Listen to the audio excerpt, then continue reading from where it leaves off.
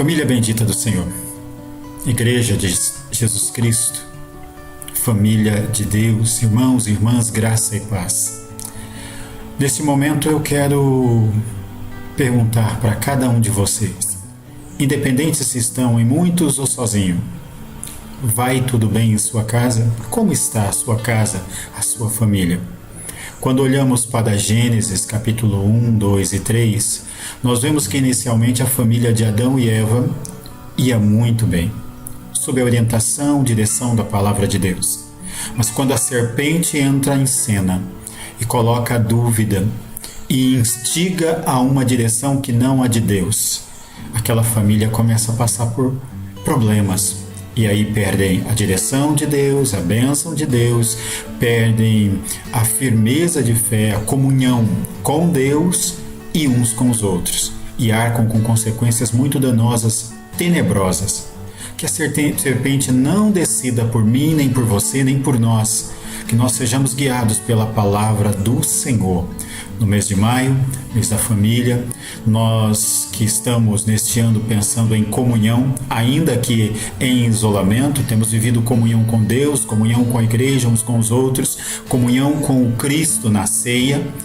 Eu quero convidar você a estar atento para relacionamentos abençoadores. Nosso relacionamento com Deus, com a palavra de Deus, com o nosso cônjuge, com os nossos filhos, precisam ser abençoadores. E para isso, nada melhor do que estarmos nutridos pela palavra de Deus, essa palavra viva, poderosa e eficaz. E eu te convido então a abrir a sua Bíblia em Romanos 12, de 1 a 2, porque nós vamos meditar sobre o tema Um chamado para se entregar a Deus. Nós estamos no período pós-Páscoa, ainda no calendário cristão, calendário litúrgico, estamos diante desse período que nos aponta para Pentecostes. Jesus morreu por nós. Paulo, nos capítulos 1 a 11 de Romanos, ele nos orienta sobre o plano de salvação de Deus. Ele nos fala, e ele fala sobre a graça de Deus, a graça que salva, a graça que justifica, a graça que redime, que propicia o pecado, a graça que faz com que nós deixemos de ser descendentes de Adão, participantes do pecado e da queda de Adão, e nos tornamos descendentes de Cristo, o novo homem, participantes da nova vida, que devemos dedicar, se você lembra do domingo passado pela manhã, dedicar a nossa vida ao Senhor, nossos membros como instrumento da justiça de Deus, porque não estamos mais debaixo do pecado e sim da graça. E aqui, em especial, no capítulo 12, o apóstolo Paulo, então, ele começa a tratar de um tema muito importante. E ele diz assim, Romanos 12, de 1 a 2, Rogo-vos, pois, irmãos, pelas misericórdias de Deus, que apresenteis o vosso corpo por sacrifício vivo, santo e agradável a Deus, que é o vosso culto racional. E não vos conformeis com este século, mas transformai-vos pela renovação da vossa mente, para que experimenteis qual seja a boa, agradável e perfeita vontade de Deus. Meus queridos irmãos, você que agora para ouvir a palavra de Deus nesse momento, para ser orientado, nós precisamos entender que o apóstolo Paulo, o desejo maior dele é que cada um dos que foram expostos à mensagem do Evangelho, a boa nova de que em Cristo nós voltamos a nos relacionar com Deus, como Deus espera que o nosso relacionamento com Ele seja. O apóstolo Paulo, ele deseja que nós, então, entendamos claramente o que é viver a nova vida. Entendamos que nós temos princípios. Nossa teologia, ela nos direciona, ela nos instrui como devemos viver a fé. Entender os conceitos da fé é fundamental para praticar a fé. Entender os conceitos do plano de Deus é muito importante para andar nos planos de Deus. As leis de Deus, as balizas de Deus, não que nos salvam, não, a lei não nos salva, mas a lei nos orienta, né? Os mandamentos do Senhor balizam a nossa caminhada na jornada da vida cristã. Então atentemos para algumas coisas na palavra hoje, né? Algumas verdades fundamentais. Primeiramente, a base da santidade é a misericórdia de Deus. Quando nós olhamos para esse texto, e Paulo diz: rogo-vos, pois, irmãos, pelas misericórdias de Deus, atente para isso. Não é a misericórdia, são as misericórdias. Ele está pensando em como Deus agiu de forma misericordiosa em vários momentos, com várias perspectivas. Para perdoar, para justificar, para redimir, para nos santificar, para nos dar a cada um de nós um novo sentido de vida, uma nova direção, um plano abençoador, né? Para nos fazer família bendita. E tudo isso não é porque eu ou você merecemos, isso não é porque somos inteligentes, entendemos os mistérios, não é porque decidimos ser bondosos, então entregamos todos os nossos bens para suprir as necessidades das pessoas. Nesse momento de pandemia está sendo muito necessário ajudar as pessoas. Não é por isso. É mais do que isso. É tão somente porque Deus nos ama.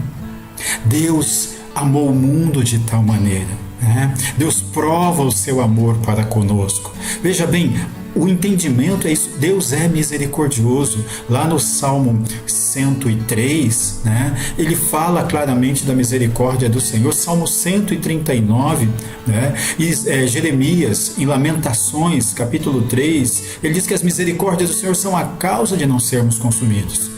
E Deus nos dedica a Ele, ou seja, nos resgata com laços de amor e nos direciona para o seu plano eterno, por misericórdia, porque Ele se compadece de mim e de você. E meu irmão e minha irmã, entenda isso. Paulo, então, aponta para as misericórdias. Você precisa experimentar, você precisa discernir, você precisa compreender que o Deus que você serve, Ele é misericordioso para contigo e quer que você viva uma vida dedicada a Ele, uma vida em que os membros do seu corpo, o estilo de vida que você escolhe viver, é o que agrada a Ele, porque é Ele quem é Deus, é Ele quem reina e é Ele que tem um plano desde a eternidade para a minha e para a sua vida. Okay? Em segundo lugar, eu quero que você veja, a vida cristã significa morrer por Cristo. Cristo está precisando de que eu faça um sacrifício por Ele? Olha o que ele diz: rogo-vos, pois, irmãos, pelas misericórdias de Deus, que apresenteis o vosso corpo por sacrifício vivo. Paulo aqui tem muito claro na sua mente o rito sacrificial de Israel.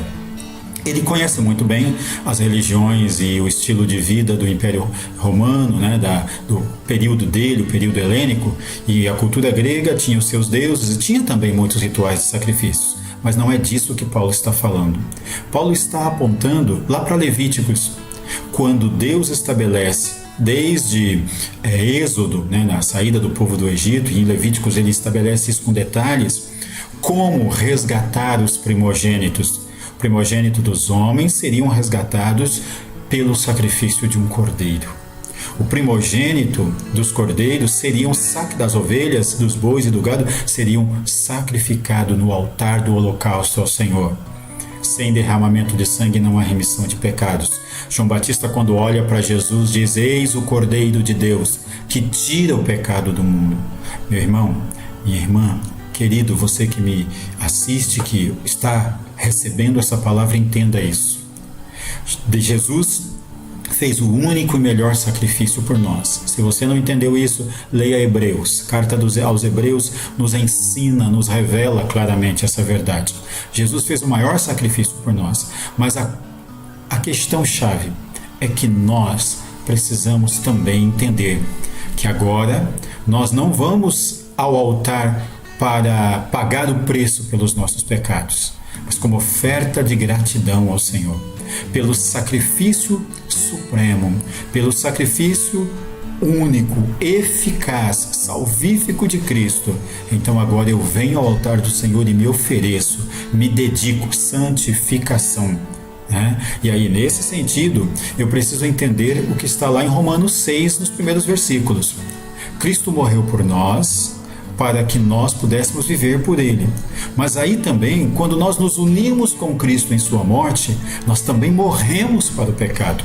E o que Paulo tem em mente é isso. Eu e você, nós precisamos considerarmos-nos mortos para o pecado, entender que a nossa vida agora não serve mais à presente ordem, aos ditames da presente ordem. Não podemos nos permitir sermos guiados pelos sentimentos, paixões e conceitos do mundo que jaz no maligno.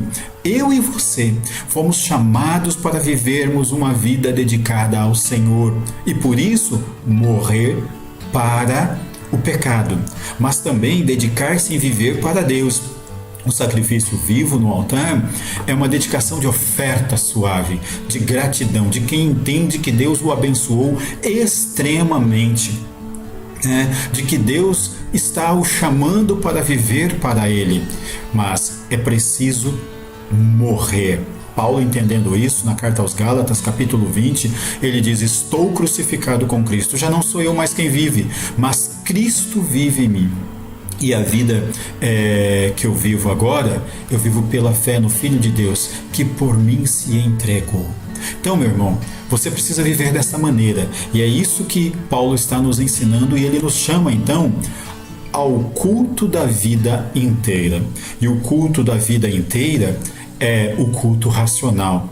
Ele diz assim: rogo-vos, pois, irmãos, pelas misericórdias de Deus, que apresenteis o vosso corpo por sacrifício vivo, santo e agradável a Deus, que é o vosso culto racional. E aqui ele não está pensando no culto do templo. Não tenho nada contra o culto do templo, pelo contrário, estou com saudade dele, mas haverá o templo. Eu imagino que você também está, mas aqui o centro é uma vida de culto. Deus precisa ser adorado desde o momento em que acordamos até o momento que vamos dormir. Se estamos trabalhando, Deus precisa ser exaltado, glorificado pela forma que trabalhamos. Se estamos ensinando os nossos filhos, Deus precisa ser exaltado desta maneira. Se estamos estudando, Deus precisa ser adorado. Se estamos navegando na internet, Deus precisa ser honrado e glorificado pela maneira como nós escolhemos as coisas. Se estamos conversando com as pessoas e falando com e das pessoas, Deus precisa estar como centro, exaltado. Uma vida dedicada. Romanos 6 é muito claro nisso. Entregar os membros, todas as partes, olhos, boca, ouvido, coração, mãos, enfim, precisamos viver uma vida de culto inteiro, onde a nossa vida é louvor, é exaltação e adoração ao nosso Deus. E aí nós precisamos também de uma não conformidade piedosa, E não vos conformeis com este século, mas transformai-vos pela renovação da vossa mente, para que experimentei qual seja a boa, agradável e perfeita vontade de Deus. Queridos, meus irmãos e irmãs, prestem atenção nisso, é muito importante para mim e para você. Nós não precisamos ser como aquelas pessoas que dizem que vivem uma não conformidade e saem então questionando as autoridades, questionando os sistemas e querendo ser revolucionário por ser revolucionário. Não. Aqui é a não conformidade piedosa. Primeira coisa, Paulo diz: não tomem a forma segundo os conceitos filosóficos, e de forma muito especial para Paulo, é aquilo que é essencial, aquilo que é perfeito, É a base da qual parte todas as coisas. E ele diz assim: não tome a forma, que a essência da sua vida não esteja conformada com este mundo. Muitas vezes nós vamos ouvindo coisas, nós vamos lendo, nós vamos nos sendo expostos a conceitos, os filmes, as séries, os livros, as fábulas que estão sendo contadas, enfim, há uma narrativa, e essa narrativa tem propósito e vai nos influenciando de forma como o fermento dos fariseus, de maneira que quando a gente percebe, a gente está aceitando, meio que aceitando os conceitos, meio que aceitando o estilo, meio que aceitando as escolhas mundanas de viver. E aí a gente começa a dizer: não tem problema não ser cristão, não tem problema não ser fiel à palavra, ter uma interpretação divergente, não tem problema, a gente vai sendo politicamente correto. E hoje as pessoas estão vivendo com um pé no mundo e um pé na igreja. As pessoas estão vivendo amando o mundo e amando a igreja. Isso não agrada a Deus. Amizade com o mundo não se constitui em inimizade com Deus. E nós então não podemos nos conformar. Temos que ter uma inconformidade. Eu não vivo segundo este mundo. Eu não sou cidadão deste mundo. Vivo neste mundo. Estou nele, no meio desta era, no meio das pessoas. Mas sou cidadão do reino de Deus. E você também precisa ser, se não é. Se você ainda não fez essa escolha de não se conformar, se você tomar a forma do mundo, se você se adequar à presente era, você vai perder os princípios do reino. Você vai estar se distanciando. Uma vez que Adão e Eva deram ouvido à serpente, eles arcaram com consequências danosas para eles e para a sua geração. Não permita isto.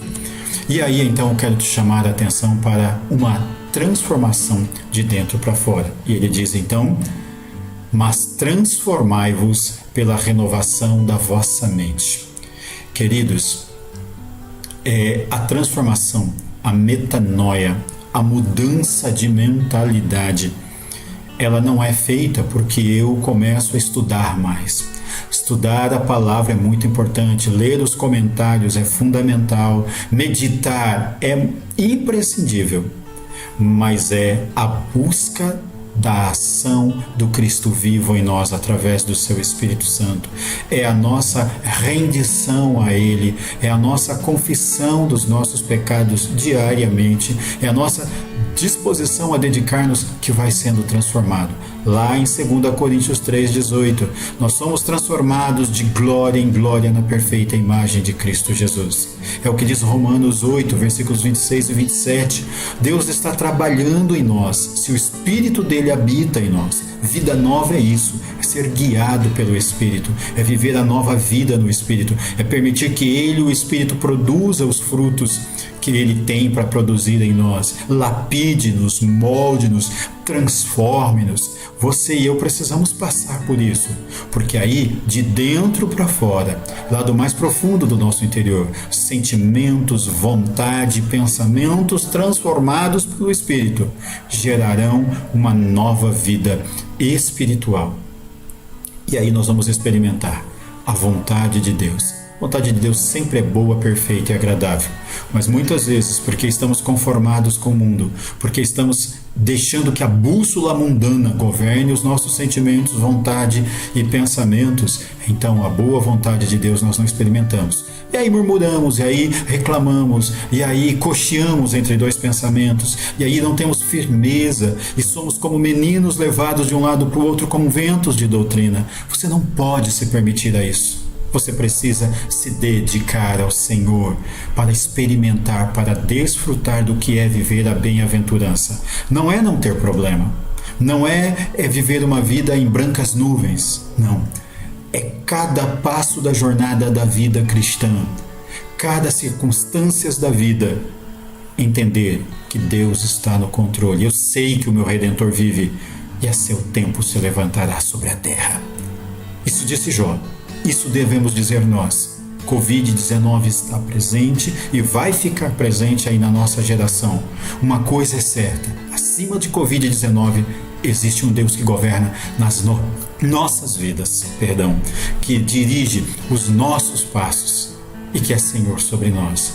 Que Deus te abençoe, me abençoe, abençoe as nossas vidas. Que esta palavra entre no seu coração e faça de você um grande servo de Deus. Olhe para o Salmo 119, 98. Eu vou concluir com ele e orar. O teu mandamento me faz mais sábio do que os meus inimigos, pois está sempre comigo. Feche os seus olhos. Senhor, em nome de Jesus, agora eu oro para que o teu Espírito Santo governe as nossas vidas e de forma especial faça viva esta palavra, que ela seja bússola para nós, que neste dia de forma especial sejamos renovados pelo Senhor e ao partilharmos daquilo que é especial no caminhar cristão, nós possamos fazê-lo em comunhão com o Senhor, comunhão com os nossos irmãos e irmãs da fé, crendo que o Senhor é Deus sobre nós. Cuida de cada um de nós, pacifica o nosso coração, orienta as nossas escolhas e sê tu, Senhor das nossas vidas. transformando-nos de glória em glória na perfeita imagem de Cristo Jesus. Abençoe cada família, que cada família vá bem no Senhor, em nome de Jesus. Deus abençoe você, paz sobre a sua casa.